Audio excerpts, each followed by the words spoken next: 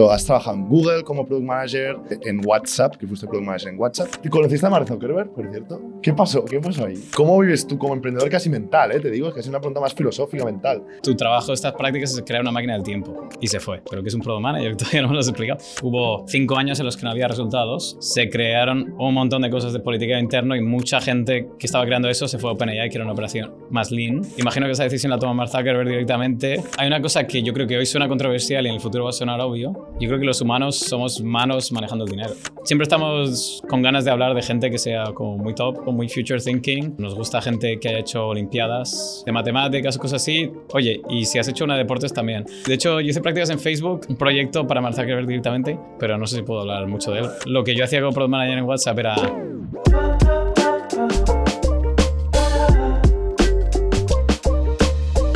Bienvenidos una semana más al podcast de entrevista a Product Leaders. Hoy estamos con Alfonso Gómez Jordana. ¿Qué tal, Alfonso?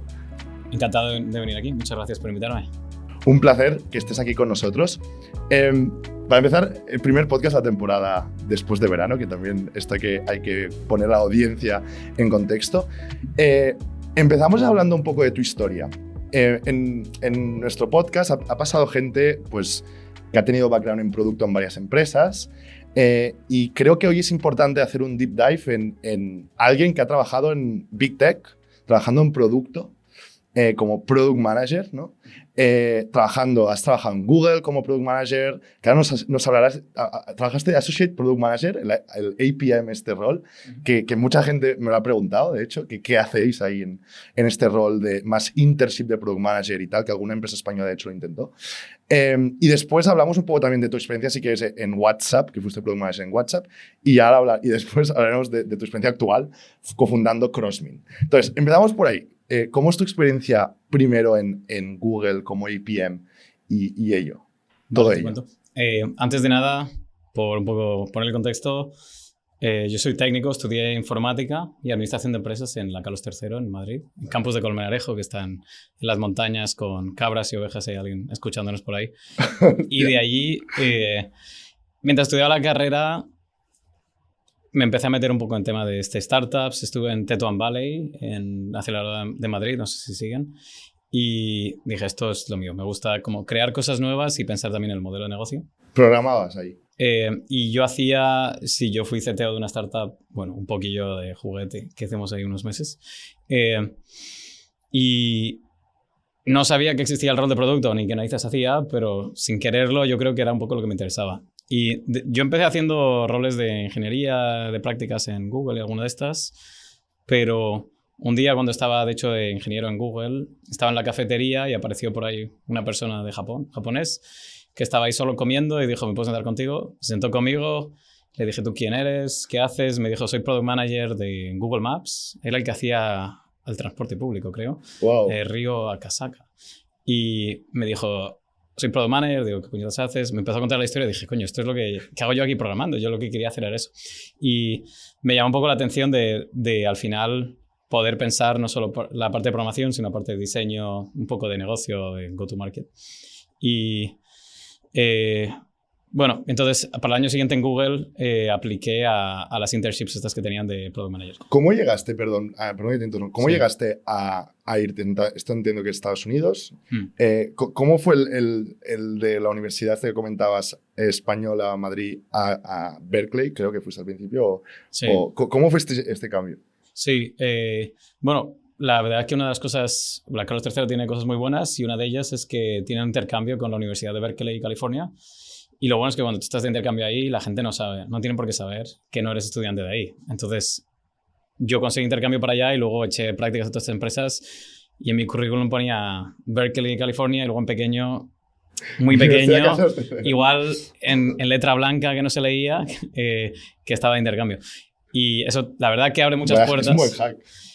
Pero a ver, es lo que hay que hacer. Sí, total. Y bueno, eso sí que es cierto que eso ayudó mucho a que estas empresas incluso me hicieran caso. Pero ahora hay muchas oportunidades en España también para la gente que está escuchando. Esto fue hace casi 15 años. Y bueno, mis primeras prácticas en Google fueron súper interesantes de Product Manager. Yo no tenía ni idea de lo que era Product Manager, más que la conversación que me dio esta persona de 15 minutos. Pero de alguna manera me dieron las prácticas, no sé muy bien por qué. Y llegué allí y lo primero que me encuentro es mi jefe, antes de contarme qué tengo que hacer, me empieza a contar una historia, ¿ok? Y me contó la historia de cómo comenzó Street View, que no sé si la conoceréis algo en la audiencia, Sí. pero la historia de Street View es básicamente un día de cervezas, no sé si era Larry o Sergey, estaba con el equipo de Google Maps y les dijo algo así como, me pregunto, oye, me gustaría inventar el teletransporte. ¿Cómo podemos hacerlo? ¿No? Y la gente era como, estás loco, tenemos que transportar, la física cuántica no existe ahora mismo para hacer esto, y él era como, no. Desde el punto de vista de una persona, teletransporte es, al final, cambiar de posición en base a lo que ven tus sentidos. Y dijo algo así como, si tú lo piensas, un pájaro hoy se puede teletransportar en Google Maps, porque la vista de pájaro ya la tenemos, puedes hacer clic en otro sitio y el pájaro ve otra vista, ¿no? Pero claro, un humano no ve esa vista. Entonces, ¿qué es lo que podemos hacer nosotros como empresa? Y dijeron, estás tumbado, no sé qué. Bueno, pero dijeron, venga, challenge. Empezaron a estimar. Dice, podíamos poner dirigibles por todo el mundo, mandar aviones que graben cosas en 3D. Y al final uno dijo, ¿y si ponemos coches? Empezaron a estimar. Si ponemos un coche a conducir por todas las calles del mundo, ¿cuántos kilómetros hay que hacer? ¿Cuánto tiempo tenía que estar? Hicieron una estimación. Imagínate que salía 500 millones al año. Y no sé si era, imagínate, Larry dijo, ok, aprobado, el lunes empiezas.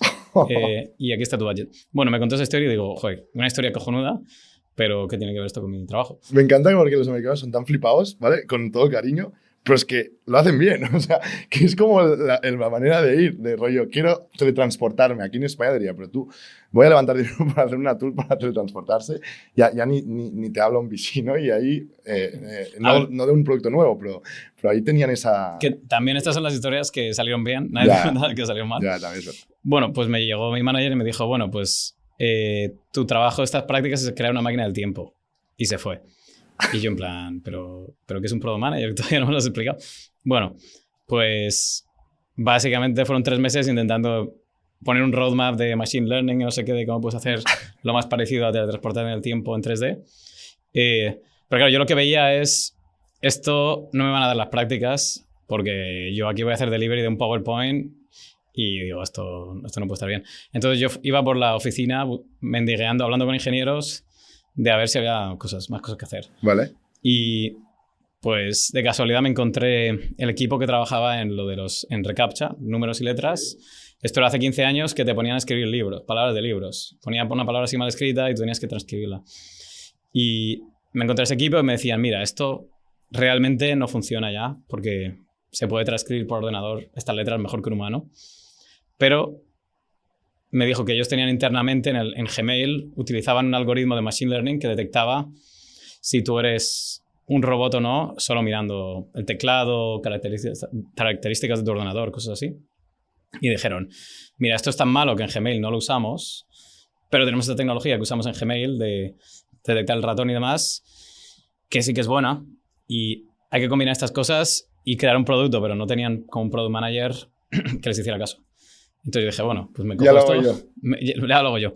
Entonces esto acabó siendo mi proyecto de prácticas fue la máquina del tiempo que, bueno, no, digamos, spoiler alert, no ha salido. Y si ha salido, no lo sabríais. Y luego el checkbox este de no soy un robot, que ahora está por todos los ¡Qué bueno! Disclaimer, la señal de tráfico la puso otra persona después. Eso no lo puse yo. En mi día era solo poner el checkbox y ahorrarte escribir letras. ¡Qué bueno! Y esas fueron las primeras prácticas. Y you learn by doing es lo que vi yo. O sea, es básicamente bueno, o sea, mejor si tienes algún tipo de training y cosas así, pero al final el producto, si puedes encontrar un buen equipo de organización, yo creo que ese es el mejor sitio para aprender. Hay una, lo pondré en los comentarios, hay una entrevista muy famosa, cuando la gente quiere saber qué hace un rol de Product Manager, hay una entrevista muy famosa que diría, no sé si me estoy dando un triple, pero diría que es Meta Google, que justo el use case es tienes que diseñar una máquina de teletransporte. ¿Vale? Que lo comentabas. Y me encanta como la persona que hace de candidato plantea como todo el business model, todos los use cases, todas las metrics, todo el desarrollo de cómo sería el producto, llevándolo muy en serio, ¿vale? Diciendo, bueno, pues ¿qué use cases tenemos? ¿No? Podrían ser directivos que necesitan teletransportarse y su tiempo vale tanto dinero que pagarían tanto. Podrían ser transporte de joyas que no sé qué más cuántos. Y esto era como un ejercicio que la manera de pensar del PM es clarísimo, el caso de uso aplicado a esto, ¿no? De entender los use cases, ver si tienen sentido, las metrics, cuánto vas a cobrar aquí, qué métricas tienes que ver para que funcione, que no sé qué, el go-to-market. Hay como muchas cosas interesantes ahí de este ejercicio. Os lo pasaré en los comentarios para que lo veáis. Entonces, yendo más avanzado, llega un punto que haces a CPM, como comentábamos. ¿Cómo va avanzando tu carrera? Acabas en Google, más en la parte de WhatsApp, pero antes, ¿cómo va avanzando tu carrera aquí? Sí, por tampoco echaros el rollo de mi vida, pero luego me metí a Google full time de Associate Product Manager, que es este programa rotacional, como comentabas, que al final no es muy distinto de un PM, solo que en teoría te la puedes cargar más, digamos que tienes más paciencia si te la cargas, pero no tienes mucho oversight. Es como que te meten en un equipo y te dicen, tú tienes aquí 6 ingenieros senior, diseñador, un objetivo y figure it out. Y tú tienes como dicen allí, fake it till you make it. O sea, básicamente te las apañas y hay algo de guía. Lo que hay es más como un grupo de peers, de otros que están en tu misma posición, que no tienen ni idea de lo que hay que hacer. En otros squads. En otros squads y todos hablando entre vosotros de lo que habéis aprendido. Pero al final es muy joven en ese punto. Una CPM puede ser su primera experiencia de producto, ¿no? Claro, típicamente... Llevando un squad de 6 ingenieros, not bad, ¿eh? Y no solo de producto, sino que es recién salido de la universidad, típicamente. Sí, sí. Entonces es gente de 22 años, 23. Aquí en España sería, que yo lo he escuchado mucho de founders, ¿cómo voy a dar el ownership de producto a alguien que acaba de salir de universidad, que no ha hecho nada? Es como, no voy a asumir este riesgo. Mucho, yo creo, se piensa, o sea, hay mucha mentalidad de esta, que creo que es errónea, pero porque puedes avanzar muy rápido con un perfil así cuando te funciona. También habrá algunos que te funcionarán, claro. Y ahí hay un riesgo. Hay una cosa clave que también es decir porque también nosotros hemos probado alguna vez esta cosa y la realidad es que la parte que no te cuentan de por qué funciona esto es que ese es el programa más selectivo de todo Google. Si miras el ratio, ser ingeniero en Google a lo mejor la probabilidad es 5 veces más de conseguirlo. Y los perfiles de estos, la realidad es que los currículums son todos... O sea, hay poco riesgo en cuanto a que los currículums son muy buenos. Aún así, el 50% a lo mejor no acaban funcionando, pero que realmente a lo mejor yo sí que creo que mejor buscar a alguien que por lo menos tenga 2 años de ingeniero o algo así. Salvo que encuentres un perfil estelar. Si encuentras un perfil estelar, alguien que ha creado pues, una empresa durante la universidad o que fuera de serie por alguna cosa y otra, yo creo que puedes tomar ese riesgo, ¿no? Ese riesgo, pero que si no tienes un plan, o sea, que tienes que tener en cuenta que Google no es solo que les dé ownership, sino que tiene un proceso que a lo mejor por cada 1000 personas contrata uno. Claro, y se lo pueden permitir. Una startup quizá esto no se puede. Claro, igual te la estás jugando mucho. Entonces, por poner contexto, que digo... No empecemos a contratar APMs. Para está muy bien y no discourage, pero tener en cuenta también lo que estáis metiendo. Total. Y no, por contarte un poco otras cosas, pues en Google, sobre todo me he enfocado en cosas más técnicas, ¿vale? En productos de development. ¿Vale? Entonces estuve en Firebase, que son herramientas de Google de Backend as a Service, te ayudan a programar base de datos, autenticación y demás. Bueno, te dan una base de datos, autenticación y demás para que no tengas que programarla. Y yo saqué el producto de autenticación, que es de cuenta de usuario. Y luego más en AI, mi siguiente producto fue el Google Assistant SDK, que no es conocido, pero básicamente es lo mismo que hay ahora de ChatGPT Completion API, sí. O la de OpenRouter, que usa todo el mundo. Sí. Pues la versión de 2017 en que todos estos se han basado era la que sacamos en Google, que funcionaba con la inteligencia del asistente de Google de hace 8 años, que era tonto del culo. Pero te permitía hacer, por ejemplo, pues una UI propia en la que puedes hablar con una AI y completa. Podías hacer... la gente hacía como tostadoras inteligentes con las que hablabas, cosas así. Proyectos muy experimentales, pero digamos que es un poco la API en la que se han basado luego todas las que hay. ¿Cómo desde Google, desde dentro, cómo se vivía la AI en ese momento? Sí. Esto era post el paper de Transformers, ¿no? Creo que lo sacamos. Por ahí, igual ¿no? Lo sacamos ese año, por ahí. No, y era muy interesante porque dentro, el stack en el que estaba montado el Assistant y demás, era todo NLP, árboles de decisión gigantescos y speech recognition y todo conectado. Eran como, yo qué sé, había un request del Assistant, eran 15 backends, creo recordar. Wow. Vale, un montón de filtrados, de conversión de uno a otro. Era como un pipeline de un montón de cosas que acaba dando de la respuesta. Y mientras tanto, con Transformers, lo que sí que creo que anunciamos ese año era Duplex en el I.O., que era, podías llamar a el asistente llamaba por teléfono para reservar peluquerías o restaurantes Y eso sí que usaba la arquitectura de Transformer, si no recuerdo mal, más speech to text o speech recognition conectados.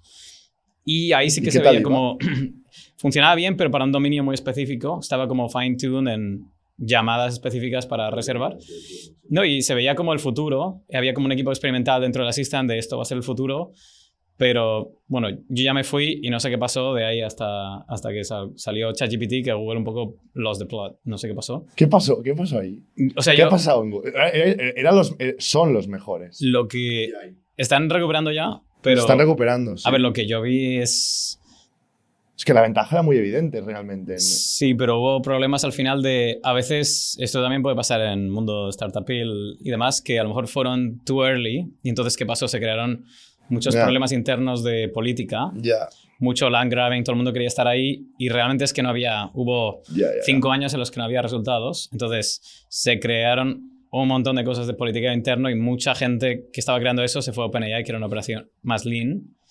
Y la misma gente que estaba ahí, yo algunos los conocía y ahora son de estos de OpenAI que se rifan con Meta y demás, que son los mismos, pero es que están en otro lado porque dijeron, esto está a las narices de los follones que hay aquí. Y los follones no se crearon porque la gente era mala, sino porque es que realmente entraron 1000 personas en un año, un equipo de 0 a 1000, y el outcome no estaba ahí.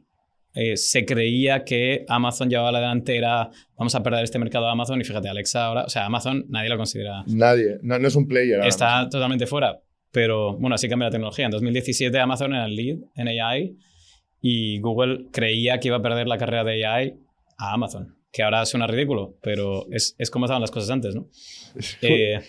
Y bueno, ese era un poco el contexto. Ganó también, y ahora a cerrar este tema, ganó también un poco, para mí, producto. Esto en el mundo startup lo vemos diariamente. Hay productos que traccionan, hay productos que no. No es un tema de tecnología, no es un tema de talento. Es un tema del why now del momento, del pain clarísimo, y ChatGPT lo hizo de maravilla. Entonces, Google lo podría haber hecho, pero lo hizo ChatGPT, punto.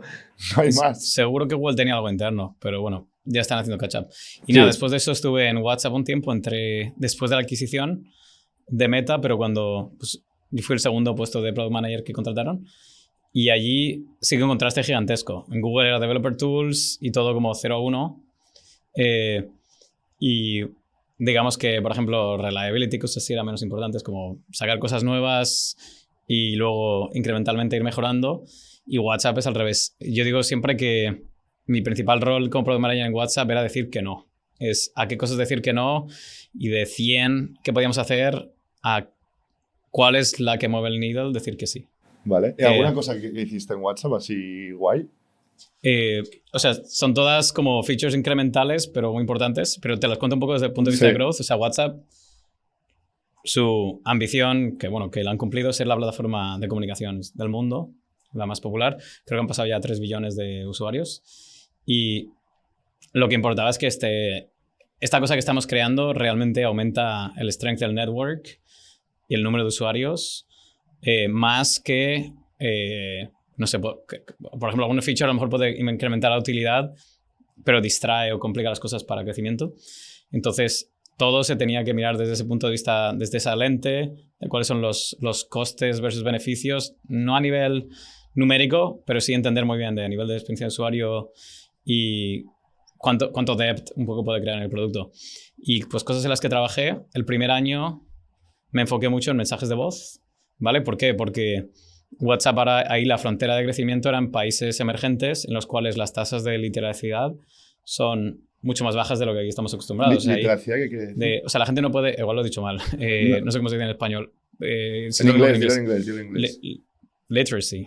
Vale. Bueno, básicamente que la gente no sabe escribir y leer. Vale, ok. O sea, hay países y demografías en India, pues gente mayor de 50 años, a lo mejor un 20% sabe leer y escribir.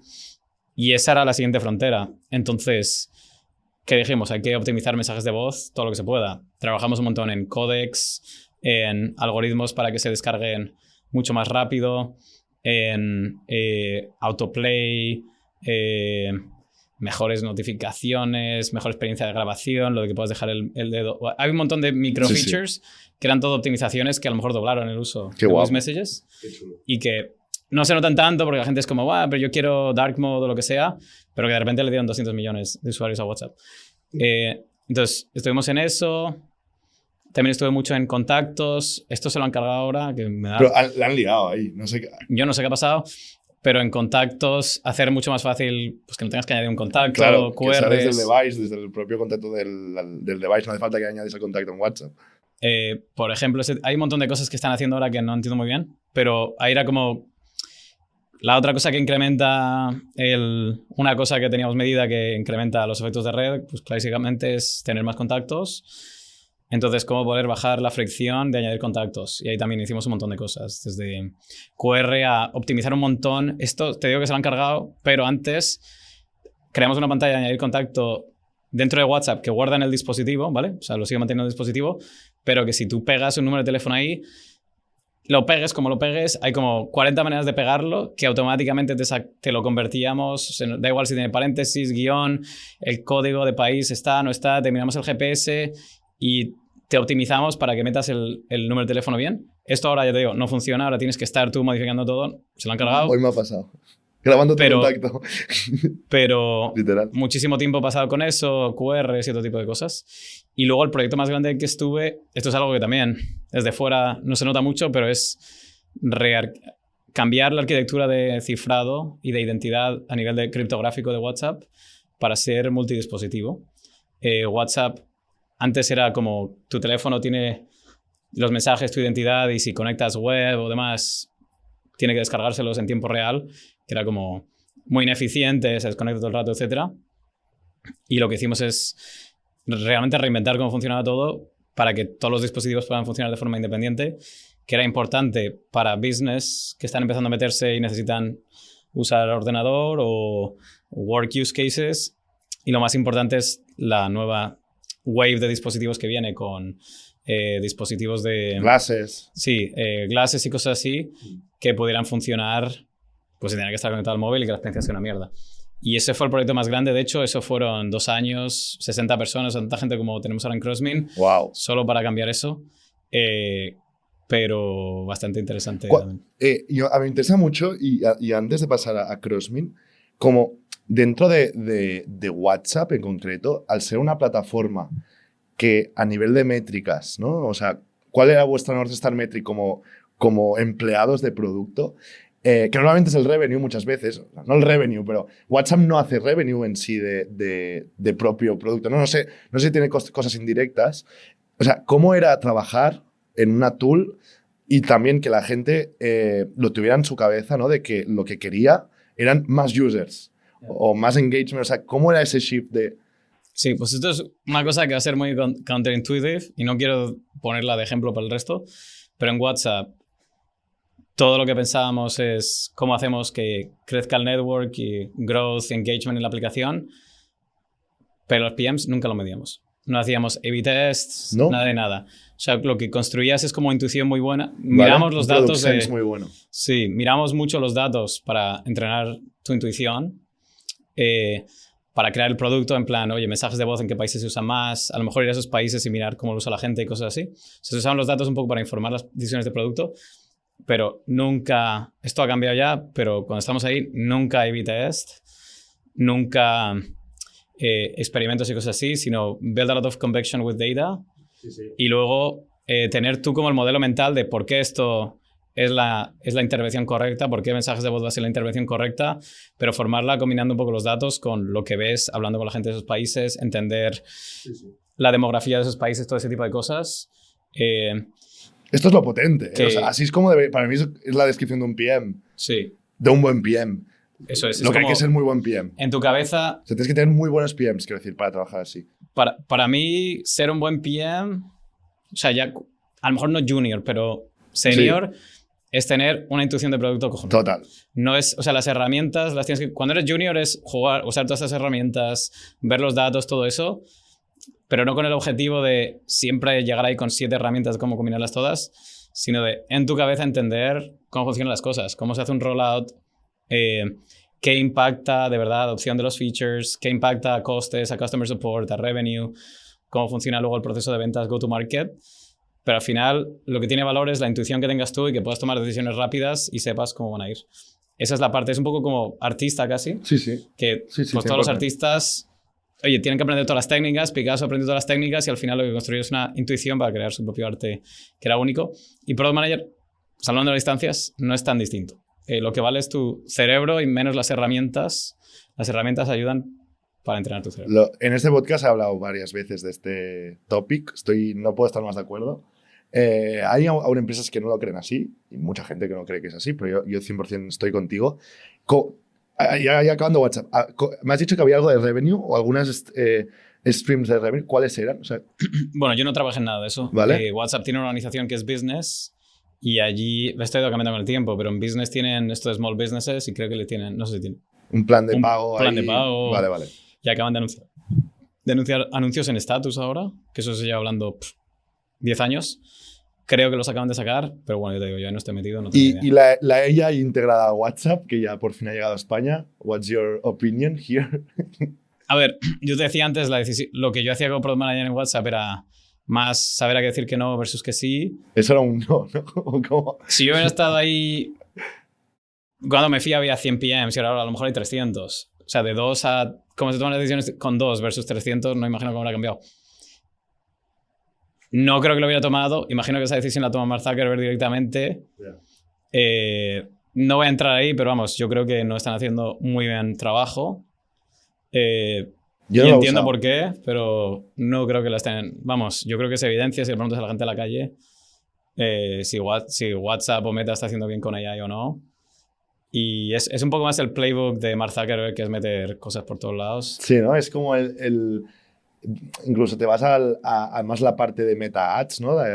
Lo antiguo Facebook Ads, Sí. que es una tool hiper completa, compleja, con muchas Sí. tabs, con cosas que van lentas, que van mal, Sí. como agujeros que llegas ahí. No, o sea, es un drama. O sea, Sí.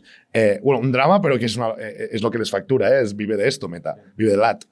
Pero después con WhatsApp estoy contigo, que esto de meter parches y meter cosas de AI, que para mí es un parche lo que han metido, no tiene ningún sentido. Después ves casos, aquí en el podcast tuvimos el caso de Lucía, no sé si te suena Lucía.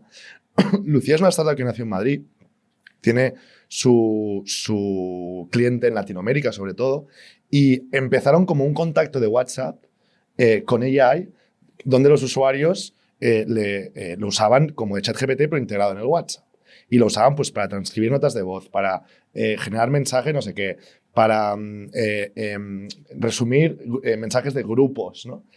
Claro, ves como use cases reales Claro.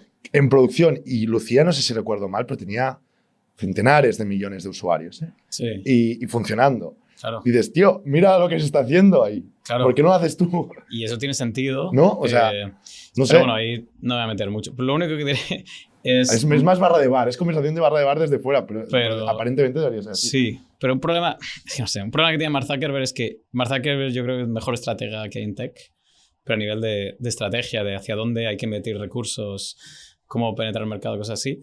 Pero es que se cree que es buen product manager y es nefasto. Y se ve el dedo de Mark Zuckerberg en muchas de estas cosas, que yo creo que ahí es donde él se cree que sabe, pero realmente ahí la caga. Y no sé. O sea, yo creo que los product managers que hay en WhatsApp, bueno, no sé quién sabrá ahora, pero en general eran los mejores que he visto, mucho mejor que, sí, mucho mejor en Google. Sí, pero a veces vienen cosas de arriba de este botón, ponlo aquí porque sí, y lo pones tienes ahí. que comértelo. Pero bueno, aún así seguro que encuentran la solución. Dime, perdón. No, si quieres, no, ya está. ¿Conociste a Mark Zuckerberg, por cierto? Sí, de hecho yo hice prácticas en Facebook, un proyecto para Mark Zuckerberg directamente, que no tenía ningún sentido, pero no sé si puedo hablar mucho de Vale, él. vale. Y bueno, la empresa al principio no era tan grande, pues conocer de verlo por ahí, comiendo en la esta, pero... Y el proyecto este, literalmente la semana que acabé la práctica dijo, esto no tiene sentido, lo canceló, y yo, bueno, pues nada. Y ya está. Pero ahí tenía razón. Y luego en WhatsApp pues se lo veía por ahí, mi compañero de piso que trabaja en WhatsApp, está en proyectos de los que hacía el micromanage y yo lo veía todo el día en la habitación de al lado, Mark Zuckerberg, bla, bla, bla, el botón azul, no sé qué, no sé cuántos. Pero no voy a decir que lo conozco así tan cercano. Pero en general, un crack, lo que pasa es que no entiende, yo creo, cuál se la da bien y que no se da mal. El impacto en el mundo Sí. de Mark Sí, sí. es no sé si hay nadie mejor en esto. Sí. Vamos más a actualidad. Crossmin, que Sí. llevamos ya media hora literal hablando nos podemos quedar 5 podcasts hablando de tu experiencia ahí, pero hace 4 años, aprox, decides cofundar una startup, sales de Big Tech y dices, Sí. ahora voy yo. ¿Qué montas? Bueno, Crossmin, voy a contar a nivel un poco abstracto y luego hago Súper. landing con ejemplos y casos de uso. Súper. Pero básicamente es developer platform. O sea, Vale. hacemos APIs y SDKs para empresas que quieren meter herramientas de lo que yo llamo la economía programática, ¿vale? ¿Vale? ¿Qué significa esto? Que suena un poco chino. Bueno, para empezar, ese término, no hay un término canónico, pero básicamente es la idea o el insight que tuvimos hace 4 años es la humanidad ha ido digitalizando y organizando un montón de cosas, el acceso a información, las comunicaciones a través de WhatsApp. Hay un montón de cosas que son digitales. Pero donde no hemos llegado es a la capa más básica, en la que está basada, pues, al final toda la sociedad. Toda la sociedad está organizada en torno a derechos de propiedad, defender esos derechos, al final países y cosas así están todos montados por encima, y luego intercambio con dinero y contratos de compraventa de estas cosas. ¿Vale? Todo esto no es programable y no es optimizable. Tenemos un montón de ineficiencias en el mundo, desde corrupción, robo, a simplemente cosas como mandar dinero que puede costar mucho dinero de un sitio a otro, que ahora mismo estamos pagando en costes de transacción, no nos damos cuenta, pero que si todo esto fuera programable, podríamos meter eficiencias por todos lados. Y no digo de ahorrarnos un 2% aquí y allá, sino resolver incluso problemas como cambio climático se podrían resolver, en cierto modo, si tú pudieras casi programar un impuesto si emites CO2 y que sea programable, por poner un ejemplo, ¿no? ¿Vale? Entonces, esto suena muy abstracto, pero el insight es, esto se va a digitalizar, y en 2021 parecía que ya había como unas primitivas que empezaban a poder sustituir el dinero, que son las stablecoins, los derechos de propiedad, que son, pues, tokens no fungibles, NFTs, que teníamos una base de datos neutral que se podía utilizar para todo esto, el blockchain, y que teníamos en concreto Solana, que llega a tener costes y throughput, como cuántas transacciones por segundo, que pueden empezar a soportar pequeñas economías.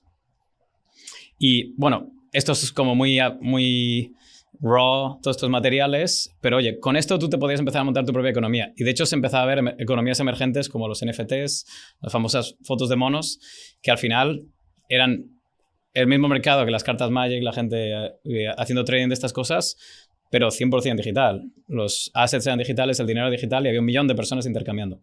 Entonces nosotros vimos esto y dijimos, esto parece un juguete, pero es que tiene un potencial a 10 años de revolucionar el mundo entero. ¿Y qué pasa? Que parece un juguete y es jodidísimo de utilizar. Es súper complicado para una empresa. Tienes que contratar ingenieros de blockchain, ingenieros de seguridad para manejar las claves, abogados que entiendan la regulación global de cómo funcionan todas estas cosas. Los protocolos no paran de cambiar y además tiene un marketing muy complicado, la experiencia de usuario es complicadísima.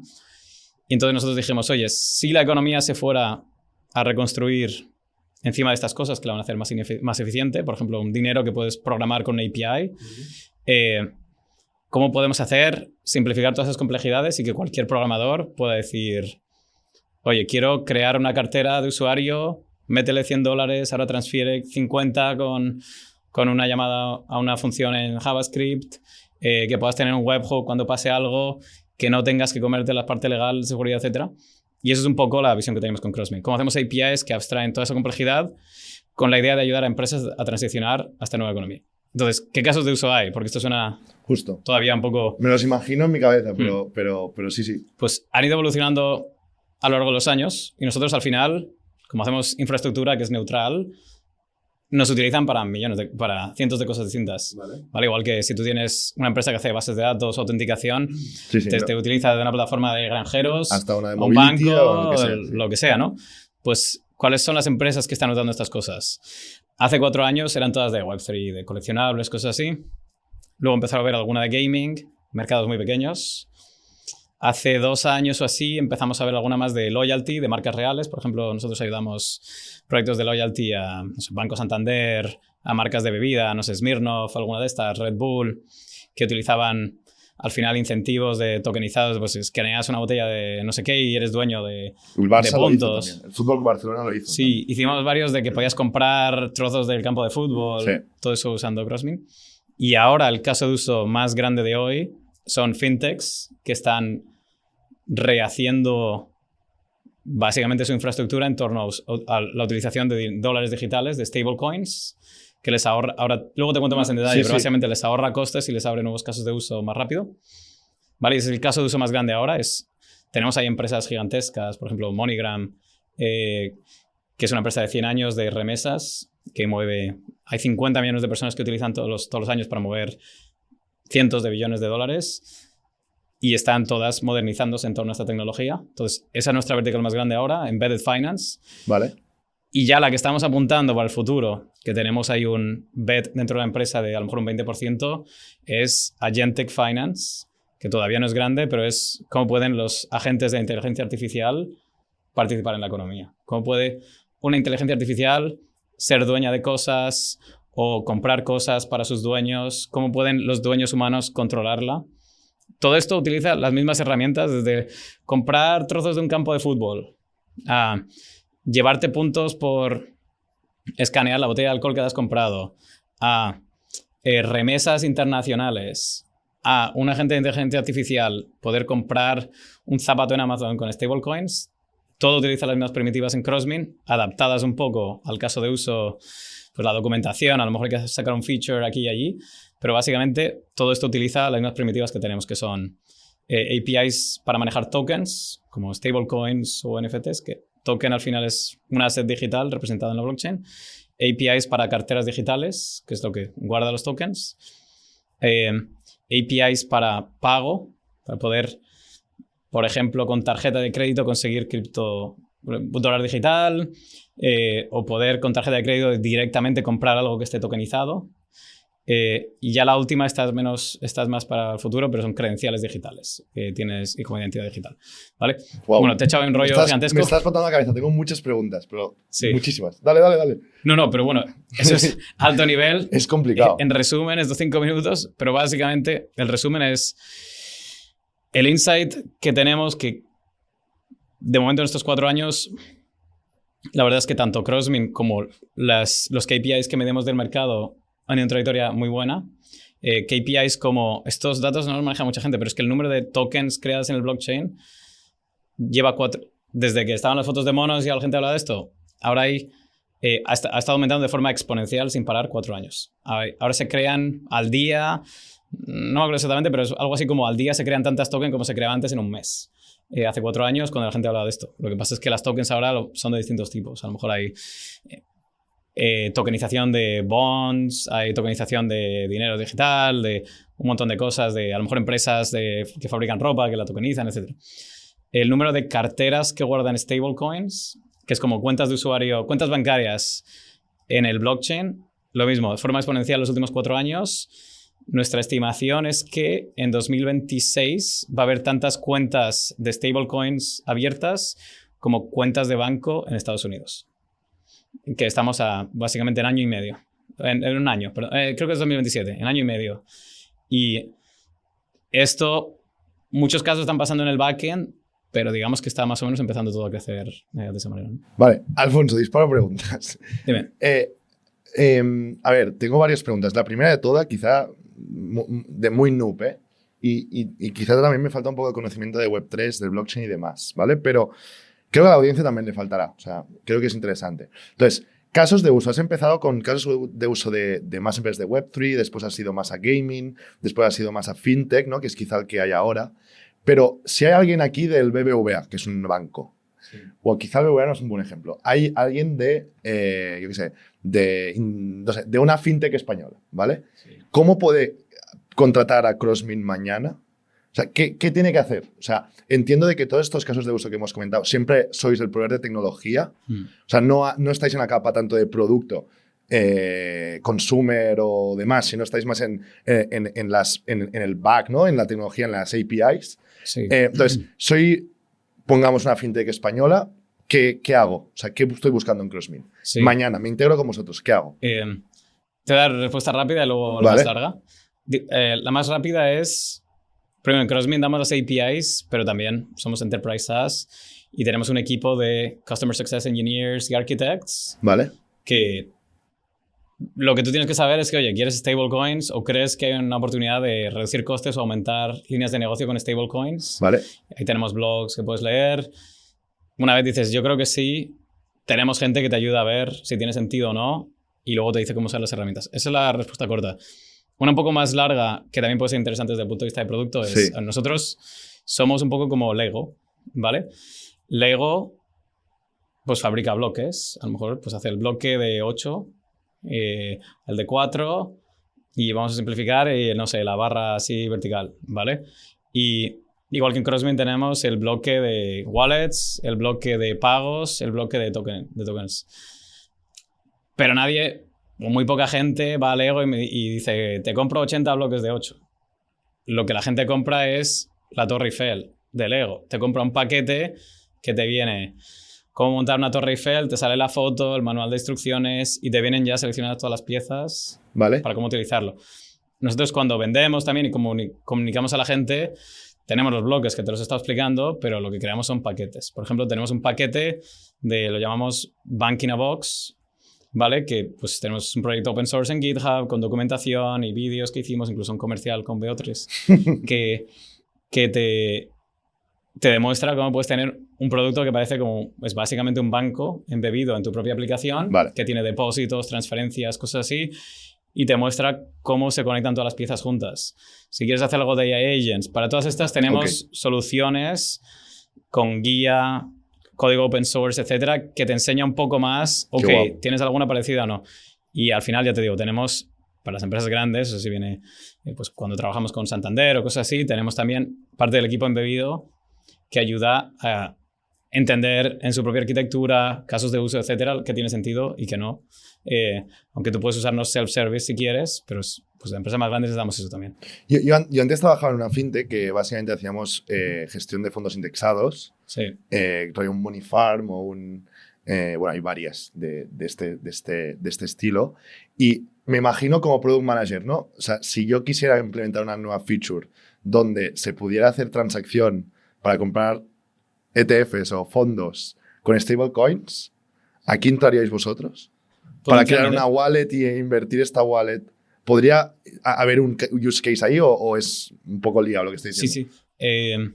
Puede. Hay un tema regulatorio que yo no soy experto, pero también tenemos expertos en la firma. Pero básicamente, en un caso, sí que tenemos algún caso de empresa que hace más una plataforma para compraventa de activos financieros y ahí las dudas son, número uno, los activos que quieres comprar, ¿existen ya tokenizados o no? Puede que sí. Lo que me estás comentando, seguro que hay ETFs tokenizados ya. Justo. Lo segundo es, ¿a ti te ahorra costes o te da algún tipo de beneficio, a lo mejor regulatorio o alguna cosa así? O de captación. De captación de nuevos usuarios. Puede. Y ahí me pillas, ¿vale? Si te digo la verdad, los casos de uso que está usando la gente hoy, stablecoins, son más básicos, son como depósitos o poder intermediar. Te puedo contar el caso de MoneyGram, por ejemplo, que es uno de los clientes, así que... Sí, dale. Pero son más básicos, o sea, no llega a fintechs tan sofisticadas. Vale, y has hablado también de AI Agents, ¿no? De que vais a estar muy bien posicionados ahí, que esto está muy guapo. O sea, al final, quizá hace 4 años cuando empezasteis, evidentemente no pensabais en esto y ahora podéis aprovechar parte de tecnología para ir hacia ahí. ¿Cómo ves el futuro ahí? Como individual, yo invierto mis assets en varias cosas y como mucha gente, pago transacciones, hago Bizums, tengo que pagar una factura. ¿Qué va a haber un AI agent que va a transaccionar eso con stablecoins? Sí. O sea, ¿cómo va a ser eso? ¿O solo para más B2B companies? Yo creo las dos. O sea, es una cuestión de timing, pero a nivel... O sea, hay una cosa que yo creo que hoy suena controversial y en el futuro va a sonar obvio, que es que yo creo que los humanos somos manos manejando el dinero. Somos malísimos. O sea, la gente no sabe dónde invertirlo. Malísimos. Se gasta dinero en cosas. Se gasta más dinero en algo de lo que debería porque no tiene tiempo de compararlo. Malísimos. O sea, se aprovechan muchas empresas de eso. De las tarjetas de crédito, etcétera. La gente compra cosas que no debería, paga más, no saca el retorno que debería. Entonces, yo creo que en el futuro, cuando haya suficiente confianza, la gente va a delegar en BankGPT Decir, toma mi dinero, antes de que compre algo, me avisas, me dices si hay algo más barato, inviérteme el dinero, etcétera, etcétera. Pero... La tecnología por debajo es vuestra. Bueno, dentro de todo esto, o sea, esto no existe a día de hoy. No, ya, ¿no? Evidentemente. Pero yo sí que creo que cuando mejoren un poco también, todavía los GPTs fallan. No es que sea... O sea, hay cosas que están mejor ni un humano, pero yo no le daría todos tus ahorros. Yo no le daría uno. Claro, pero cuando esto llegue, ¿cuál es el problema? Que los agentes no pueden, a nivel legal, pero también a nivel, lo más importante, programático, de APIs, no tienen maneras de mover dinero, de comprar cosas. No hay manera, porque está todo construido para humanos. Cosas como una tarjeta de crédito, por ejemplo, tú no la puedes dar de forma legal a un agente. Hay cosas nuevas de Visa, de Mastercard, de hecho somos partners de Visa, anunciamos otro día para hacer go-to-market de esta tecnología, que van a actualizar cómo funcionan las tarjetas de crédito y demás, y también muchas de estas cosas usan stablecoins por debajo, que van a permitir que los agentes lo usen. Pero vemos que ahora lo que no hay es como... No hay herramientas financieras para agentes. Y los agentes que utilizan son APIs, básicamente. Entonces, a nivel abstracto, los agentes necesitan APIs para poder hacer todo esto. También tiene que mejorar la tecnología base de LLMs, tecnologías de auditoría y la confianza del usuario. Y todo eso tardará 2 o 3 años. Pero nosotros ahora ya sí que hacemos powering de algunos casos de uso en producción. Pero son cosas más de menos riesgo. Ya. Puedes automatizar, por ejemplo, con Crossmin, procurement de nosotros internamente en la empresa para pedirte Red Bull. En Slack le escribes a una AI que sabe que solo puede comprar, tiene 100 de budget al mes, que solo puede comprar bebidas energéticas y cosas que no tengan azúcar, y él evalúa, ok, esto cumple el policy y te lo compra automáticamente. En Twitter hay como cuentas así sociales que te permiten mandarles regalos a otras personas y es un agente de inteligencia artificial que lo compra y lo manda. Hay startups interesantes, una haciendo como una especie de fashion designer, una marca de ropa que es una gente que la diseña con banana, con nano banana, y luego la imprime con una tienda de terceros y la gente cobra y gana dinero. Este tipo de cosas está empezando a salir. Luego hay empresas muchas de agent commerce, de un ChatGPT enfocado a comprarte ropa. Y estos son los casos de uso que a día de hoy... viendo hoy. Sí. Y todos estos casos de uso que has comentado, lo que es la moneda es stablecoin. No hay moneda, no hay dinero, no hay dólares o euros. Un poco de Red Bull, el que compra sí. Red Bull, lo compra con stablecoin. Un poco de nuance ahí es que nosotros en Crossmin uno de los pilares que tenemos nos permite digamos on y off, es payments en general, pero permitimos convertir de tarjeta de crédito a dólar digital y tenemos licencias de eso, de hecho, y cosas así para hacerlo.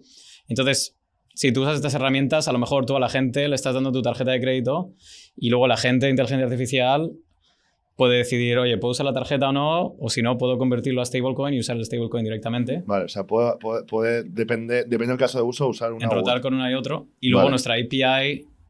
Tenemos una API para delegar el pago a la gente. Y luego tenemos otra que es como Checkout API, que es la que usa la gente para decir, oye, tengo ya el mecanismo de pago del usuario, quiero comprar este zapato. Y esa, a día de hoy, la tenemos funcionando con stablecoin solo, aunque también estamos metiendo estas nuevas tokens de Visa y Mastercard. Pero ahí me voy mucho por las ramas y me meto. Pero la idea es, en cierto modo, stablecoin es una tecnología de backend. Yo no creo que los usuarios... Mi madre no va a saber si tiene dólar digital o qué va a tener.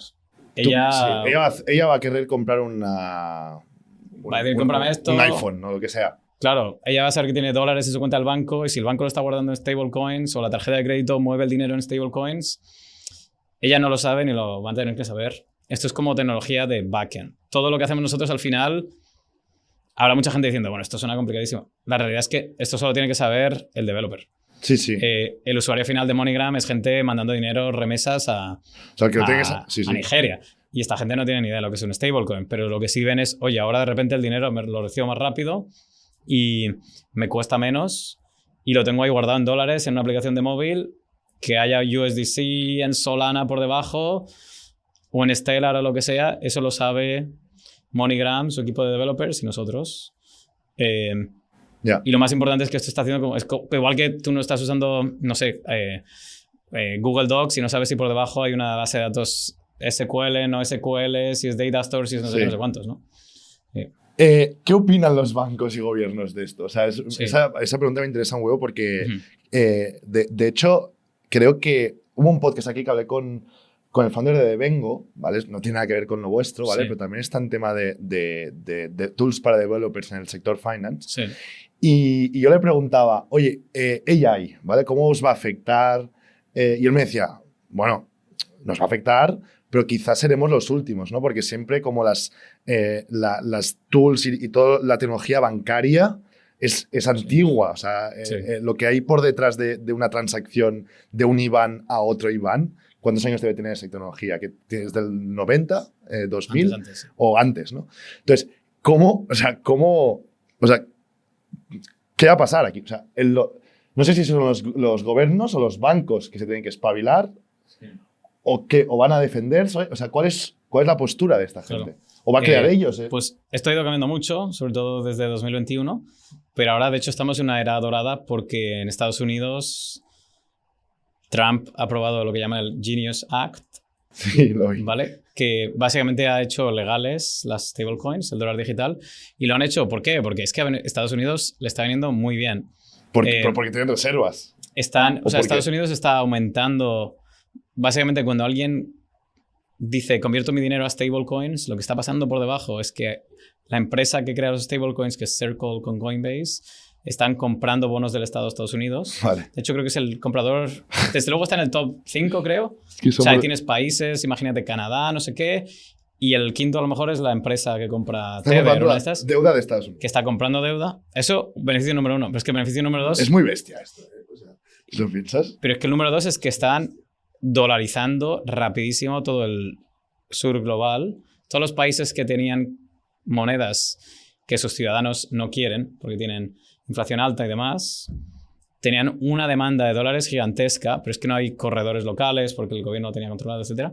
Pero es que esto ahora ya es, en cierto modo, es tecnología. Es difícil pararlo y los ciudadanos lo están demandando. Entonces, lo que está pasando es que muchos países, lo quieras o no, se están moviendo al dólar rapidísimo gracias a stablecoins. Y esto en Europa no lo vemos. De hecho, Europa tiene una oportunidad con el euro digital también. Pero pues gran parte del sur global, pues ya te digo, se está moviendo el dólar. Entonces Estados Unidos lo ha visto y ha dicho, ¿qué es esto de pararlo? Lo han regulado y le está metiendo muchísimo fuelle. En Europa esto también... Esto beneficia muchísimo. En cierta parte bueno, sí, ¿no? O sea, claro, esto hace las cosas más más fáciles, fáciles, ¿no? ha aumentado la adopción y demás, y la demanda porque hay muchas empresas esperando. En Europa también hay una nueva ley que se llama MiCA, que empieza a regular el uso de las stablecoins también. Se pone... Este año las empresas tienen que licenciarse y se pone en vigor creo que el 1 de enero, si no recuerdo mal. Y lo mismo, están dando claridad regulatoria para todo esto, pero digamos que siempre que lo hagas bien, esto se está volviendo legal súper rápido y hay muy pocos países poniendo controles. Ahora se habla de que Inglaterra quiere poner un control de que puedes tener como mucho $20,000 en stablecoins, pero digamos que se está regulando más y más. O sea, al final el ROI, el Return of Investment de una empresa que piense de pasarse al normal, a stablecoin, hay un tema de efficiency de fees. O sea, y muchas más cosas, entiendo, ¿eh? Pero Sí. yo como empresario pensaría lo primero en cuánta dinero de transacción tengo que hacer y manual work, que la tecnología me lo puedo dar con stablecoin en este caso. Que esto tiene todo el sentido. Y si añades la parte regulatoria, que es la que siempre falla, o sea, si no está regulado es como que no existe para una empresa, porque una empresa Claro. vive de la regulación. Sí. No es una empresa dark, ¿no? De que está ahí haciendo sus tal. Pues tiene mucho sentido. O sea, tiene mucho sentido que pase, quiero decir. Veremos si se adopta. Quizás un tema de más adopción, educación. Va a costar educar, ¿eh? Por ejemplo, yo me imagino en España, esto va a costar educar a la gente. Quizá no hace falta educar mucho porque el backend este que comentas hace sus things ahí, hace toda la orquestación y pasa, pero igualmente, o sea, Sí. no lo veo fácil, o sea, veo un reto brutal. Claro, pero bueno, digamos que todo eso es 100% correcto y para nosotros era muy claro en 2021, Y ahora... pero ahora también es claro de que, o sea, realmente trust the process, digamos, pero todo ha ido de forma exponencial casi perfecta, luego te puedo enseñar las curvas, y las fuerzas del mercado, por lo que quieras, están llevando todo esto porque al final lo hace más eficiente, transparente, y los beneficios que trae todo esto no son solo de eficiencia, pero sobre todo también de, pues eso, transparencia. Imagínate que todo el dinero de tu gobierno puedas ver dónde lo están metiendo, es increíble. que a toda esta, pues la corrupción, de dónde se van los incentivos, yo creo que todas estas cosas en el futuro la gente pedirá que se hagan stablecoins, que si tú haces un subsidio se vea, que el gobierno utilice todas estas tecnologías para que no pueda llevarse a la saca, digamos, parte del dinero, y que ahora mismo todo esto suena un poco, ya te digo, extraño y demás, pero yo creo que en 5 años la gente dirá cómo trabaja, cómo en el pasado permitíamos que la gente manejase sacos de, por así decirlo, y no te digo ni billetes, efectivo, ¿no? ni efectivo. Ya, bueno, maletines y cosas así. Pero bueno, ya veremos. O sea, va a llevar tiempo. Y además también digo que va a haber altos y bajos. Ahora estamos en altos. Ahora estamos en picos, ¿no? De altos. Sí, pero vamos, nosotros nos hemos comido muchos altos y bajos pues de repente a lo mejor hay yo qué sé, algún hack o algún país que dice no o algo de eso y echamos para atrás 3 meses. Pero al final yo sí que creo que es una tecnología que es buena para el mundo, buena para las empresas, buena para los gobiernos también. Que hay muchos detalles que hay que ver, asegurarse que no esté centralizada por Estados Unidos o por una empresa o lo que sea, pero que cuando resolvamos esos problemas, yo creo que al final la gente mirará atrás y dirá, wow, antes cómo estaba esto tan desorganizado, cómo era tan caótica el sistema financiero internacional, ¿no? Alfonso, ya para ir acabando, ¿cómo has vivido tú en tu journey de emprendedor, ¿no? y fundando esta startup en un sector que, vamos a ser sinceros, ¿no? O sea, Web3 llega unos años que empieza a ser el pico, NFTs como lo petan, pero hay una bajada de interés sí. de inversión. Empezaron a haber muchas startups en Web3. Ahora se está moviendo todo esto de AI, incluso ya ha pasado años que nadie está haciendo nada en web, nadie está haciendo nada. Sí. Hay menos interés. ¿Cómo vives tú como emprendedor casi mental? Te digo, es que es una pregunta más filosófica mental. Sí. De decir, estoy haciendo algo que evidentemente tiene sentido, nadie lo duda, pero como en un sitio que quizá alguien que no tenga mucha idea te cuestione todo el día. O sea, tiene que ser difícil también eso, estar. O no, o lo vives como tu visión es tan clara y sabes tan claro que vas a llegar. Sí. ¿Qué es más a nivel mental? O sea, nosotros cuando empezamos sabíamos esto es a largo plazo, es algo de 10 años, hay que crear APIs y primitivas que sean como horizontales y generalizables a las cosas que vengan en el futuro. Por un lado, pero por otro no podemos hacer esto en el vacío, necesitamos clientes, tracción, etc. Entonces tenemos que tener eso desde el punto de vista de producto de ingeniería como muy claro, bloques de Lego muy buenos, muy generalizables, pero luego desde el punto de vista de go-to-market, al revés, un horizonte temporal muy a corto plazo de ver cuál es el caso de uso que está taking off y asegurar que creamos los paquetes, la Torre Eiffel de Lego adaptada a qué es lo que busca la gente en el mercado hoy, ¿vale? Porque, bueno, nuestra visión es, oye, que en el futuro todo el dinero, imagínate, y toda la economía esté en tokens y programable, pero eso no va a ser porque nosotros lo digamos. Va a ser, pues va a haber modas, regulaciones, casos de uso que no estamos prediciendo dónde van a salir las eficiencias y... Presidentes de gobiernos que cambien, o sea, literal hay tantas cosas que han afectado, hacks, etcétera. Macro, es que es súper macro esta parte. Entonces, desde el punto de vista de empresa, sí que hemos tenido... En producto de ingeniería, cómo reutilizamos, construimos las cosas encima de las APIs que tenemos, proceso de API review para que todas las APIs sean generalizables y durables en el tiempo. Y en go-to-market, lo contrario, super nimble, equipo pequeño y super plug to the market y adaptando, rehacemos la página web cada 3 meses, vamos a distintos eventos y todo ese equipo de cosas. Y lo cierto es que Crossmin se ha movido un poco como una cucaracha en blockchain infrastructure. Nosotros, si tú veías subidas y bajadas, Crossmin siempre ha ido up and to the right, pero no ha ido espectacular up and to the right gigantesco al principio. Nosotros hemos sido más smooth, como una empresa tradicional de SaaS, pero los altos y bajadas no nos han afectado mucho porque encontrábamos enseguida cuál es otro mercado que está subiendo.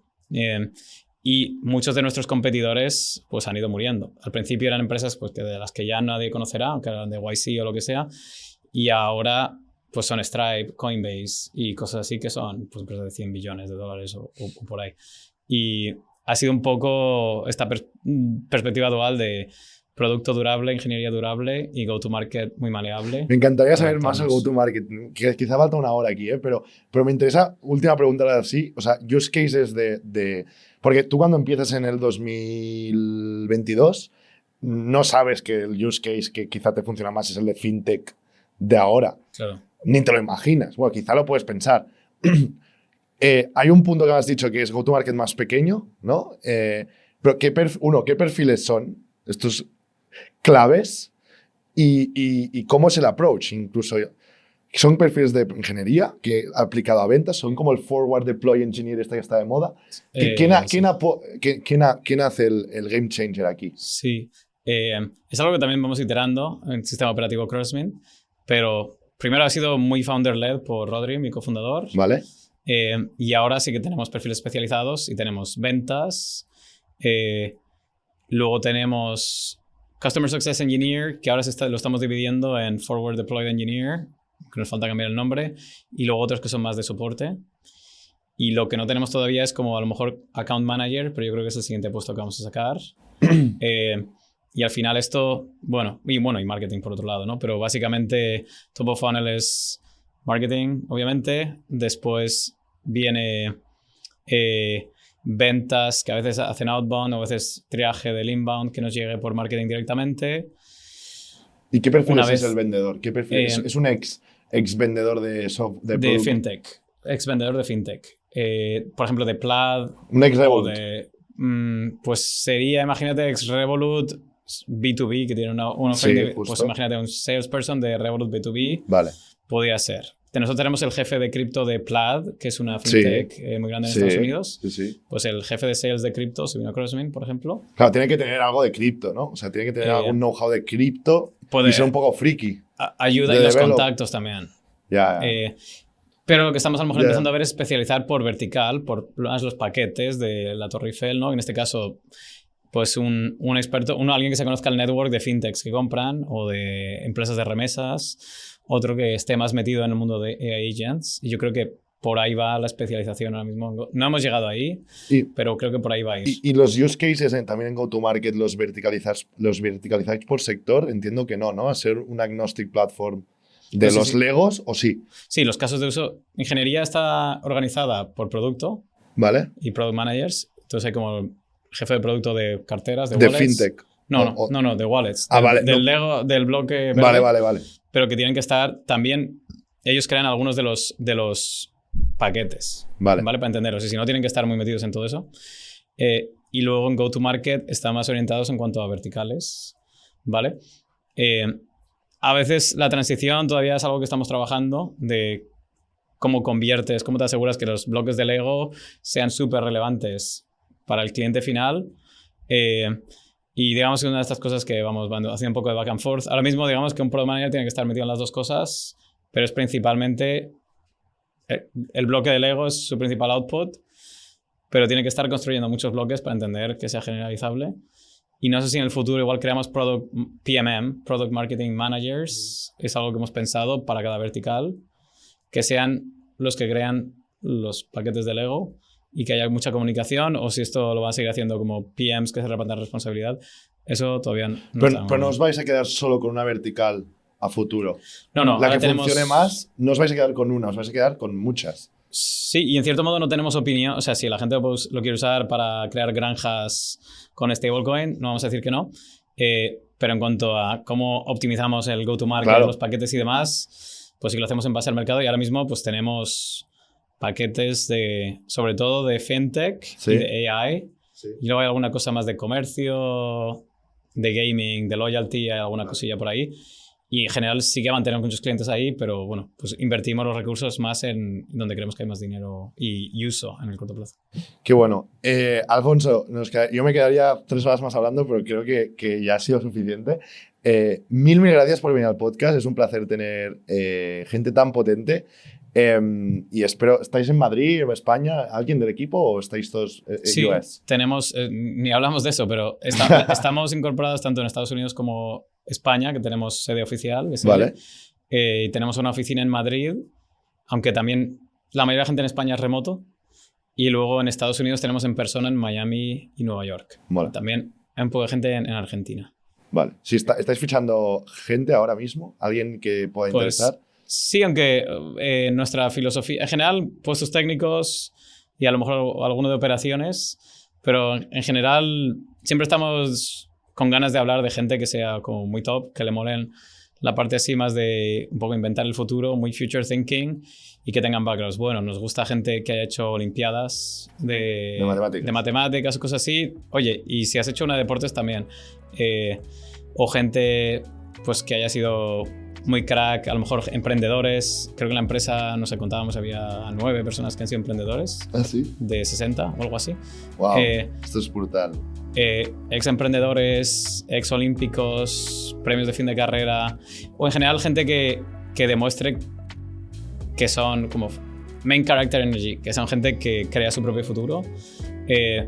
Venga donde venga, no tiene por qué ser uno de estos. Nos interesa siempre hablar con ellos y muchas veces encontramos puesto a tu medida porque hay millones de cosas que hacer y al final, pues bueno, muy poca gente que le molen estas fricadas y que tenga un poco las ganas de hacerlo. Buenísimo. Alfonso, mil gracias. Gracias a ti. Ha sido un placer. Igualmente y bueno, buena suerte con tu startup también. Mil gracias, ya os iré contando. Y nos vemos la semana que viene. Chao, chao. Bien.